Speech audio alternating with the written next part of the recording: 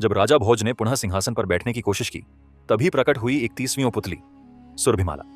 उसकी चाल में अपूर्व गरिमा थी और उसके मुख पर ज्ञान का शांत प्रकाश। वह बोली, भोजराज, सुनो वह प्रसंग जहां सम्राट विक्रमादित्य ने लालच पर नहीं, धर्म और सत्कर्म पर निर्णय दिया। एक दिन उज्जैनी में एक गरीब ग्वाला रोता हुआ दरबार में आया। उसने कहा, महाराज, मेरी गाय को एक धनवान व्यापारी ने बलपूर्वक अपने खेत में बांध लिया है।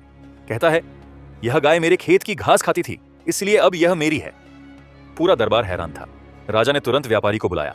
व्यापारी बोला, महाराज, नियम यही है, जिसने घास खाई वह उसी का पशु हुआ। विक्रमादित्य शांत स्वर में बोले, अच्छा, यदि नियम ऐसा ही है तो क्या जो अनाज तुम्हारे कोठार में है वह किसान का नहीं होना चाहिए जिसकी धरती से वह उगा? व्यापारी निरुत्तर हो गया। राजा ने आदेश दिया, गाय ग्वाले की है, धन का अधिकार कर्म से मिलता है, चालाकी से नहीं। ग्वाला रोते हुए बोला, महाराज, आज मेरी गाय ही नहीं, मेरी आशा भी लौट आई। तभी सुरभिमाला पुतली ने राजा भोज की ओर देखा और बोली, भोजराज, जब तक तुम विक्रमादित्य की तरह धन से ऊपर उठकर धर्म और न्याय को नहीं समझते, तब तक तुम इस सिंहासन के अधिकारी नहीं। यह कहकर वह धवल सुनहरी आभा में धीरे धीरे विलीन हो गई।